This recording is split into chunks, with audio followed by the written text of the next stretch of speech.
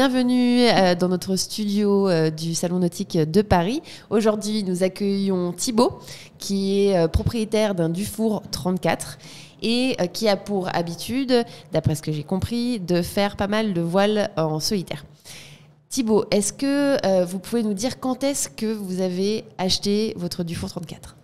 Alors, le Dufour 34, je l'ai acheté ici au Salon Nautique en 2010, en décembre 2010, et il a été mis à l'eau en avril 2011 de mémoire. Voilà. Très bien. Alors, justement, qu'est-ce qui vous a plu sur ce modèle de bateau, le Dufour 34 ? Alors, pour préciser, le modèle, c'est un 34 Evolution Performance. Donc, c'est un des derniers qui a été fabriqué dans la série. Donc, je vais avoir la coque numéro 120. Et ce qui m'a plu, c'est que je cherchais à la fois un bateau agréable en croisière, mais qui soit aussi performant et que je ne termine pas dernier si je faisais des courses. Voilà. Donc, et ça correspondait exactement à mon programme.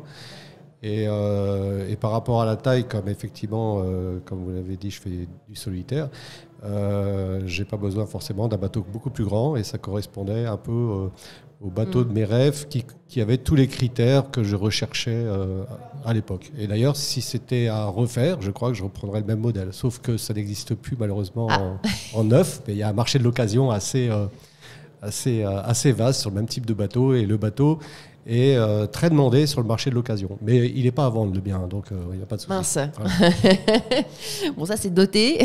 Quel type de navigation justement vous faites avec votre Dufour 34 depuis que vous l'avez ? Alors, j'ai différents types de navigation. Donc, soit je fais des sorties à la journée. Donc, j'ai la chance d'être en Méditerranée. Je dis que j'ai la chance parce que j'ai beaucoup navigué en Bretagne et la Méditerranée. Bon, il y a des avantages et inconvénients dans les deux. Mais en Méditerranée, on ne regarde pas forcément trop la météo pour savoir comment il faut s'équiper. On regarde juste un peu le vent, si on est dans une série de Mistral ou pas. Mais en général...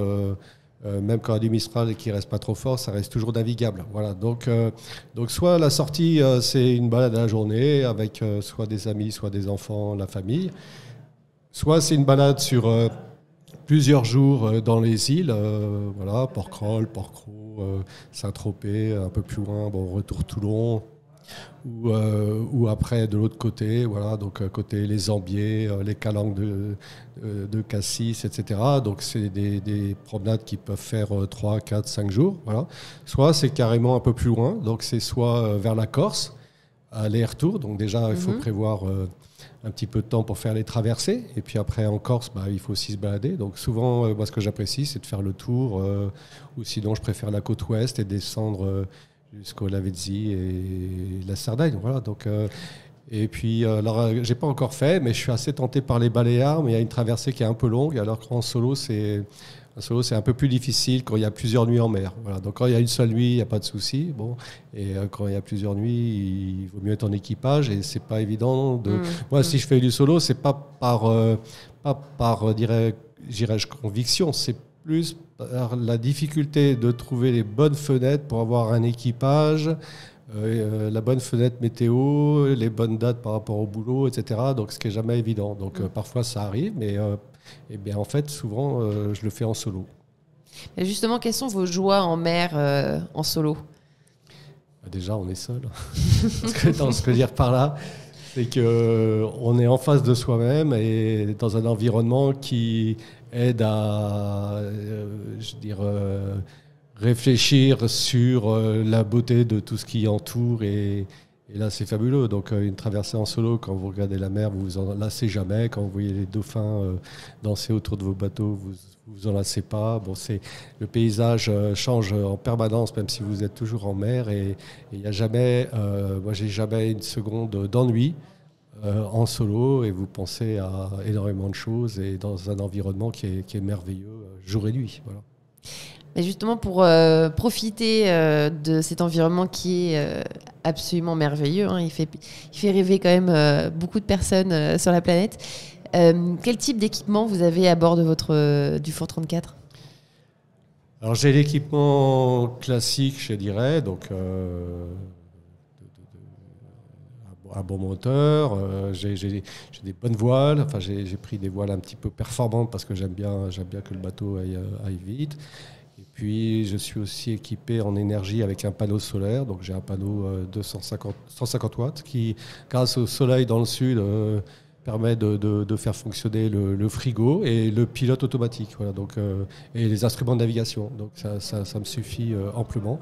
Bon, la nuit, quand je navigue de nuit, je suis obligé de temps en temps de remettre un petit coup de moteur pour recharger les batteries. Mais sinon, je suis autonome en énergie, donc ce qui est très sympa. Voilà. Donc, et après, j'ai les équipements habituels, c'est-à-dire une petite annexe, un petit moteur d'annexe. Voilà, tout pour faire une croisière confortable, tout en ayant un bateau qui ne soit pas trop lourd. Ah oui, j'ai fait le choix d'avoir aussi un pont en tech, qui est un vrai plaisir pour marcher pieds nus. Bon, c'est un peu lourd, donc il avance un peu moins vite, mais c'est un vrai plaisir. Voilà. Donc j'ai un équipement, je dirais, assez complet, voilà, pour faire plaisir, tout en ayant la performance que je recherche pour que le bateau avance bien. J'aime bien quand le bateau avance bien. On a compris. Alors, avec votre bateau, est-ce que vous pouvez peut-être nous raconter un de vos plus beaux voyages ou un de vos plus beaux souvenirs à bord? J'en ai beaucoup. L'été dernier, j'ai un beau souvenir, c'est que je suis parti de Toulon pour aller en Corse et j'étais plutôt parti pour aller sur la côte ouest et en fait j'ai eu un faux départ, donc j'avais oublié un sac, donc j'ai fait un aller-retour pour aller récupérer un sac et ça m'a fait perdre 3 heures, 4 heures. Donc après je me suis dit que j'avais déjà 4 heures de navigation éveillée, donc pour pas prendre de risques, au lieu d'aller vers l'ouest jusqu'à Propriano, Golfe de Valinco, je me suis dit, bon, bah, je vais aller direct vers la Revelata, donc c'est Calvi.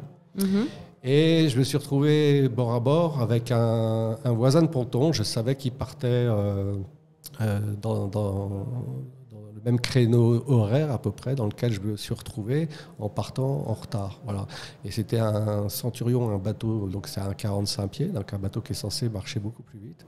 Et là, j'étais content, c'est que quand la nuit commence à tomber, quand j'ai passé Porquerolles, parce que pour aller en Corse de Toulon, on passe au large de Porquerolles, je vois qu'on restait bord à bord. Donc là, je me dis, c'est quand même sympa, pour avoir 10 pieds de différence de bateau, arriver à la même vitesse avec un bateau qui marche bien. Et on a fait toute la nuit comme ça. Bord à bord. Voilà, quasiment bord à bord. Bon, je trichais un peu parce qu'une fois de temps en temps, je mettais un petit coup de moteur pour mes batteries, voilà. On le gardera entre nous. Voilà. Et je sais qu'ils étaient plusieurs à bord, donc eux ils se relayaient pour dormir et moi dans ces cas-là je reste réveillé complètement toute la nuit. Bon, et là la nuit était fabuleuse parce que j'ai fait 6 nœuds 9 de moyenne, ce qui est pas mal, hein. Donc sur la traversée sans quasiment mettre le moteur que pour recharger un petit peu les batteries. Voilà. Donc ça a été extraordinaire, avec une expérience extraordinaire. C'est rare de descendre avec un vent de travers tout au reaching, voilà, pour faire cette traversée dans ce sens-là. Donc ça, c'est un très bon souvenir. Un autre que j'ai eu, qui était fabuleux aussi, c'était de mes premières traversées pour aller en Corse, avec un lever de soleil. Alors là, j'allais directement sur Salezia avant le Saint-Florent, en fait, donc après le désert des Agriates. Et au lever de soleil, j'ai eu un banc de dauphins qui a commencé à nager autour du bateau, le lever de soleil au-dessus du Cap Corse. Et là, on commençait à sentir l'odeur de la terre, l'odeur du maquis avant de voir la terre. Et là, c'est extraordinaire parce que vous êtes dans un autre monde. Voilà. Donc, et je pense qu'il n'y a que le bateau et la mer qui permettent de vivre ces instants uniques. Merci beaucoup Thibaut pour votre témoignage et d'avoir répondu à toutes ces questions. Je vous souhaite un bon salon. Merci beaucoup. Et peut-être très bientôt. Ok, merci. Au revoir.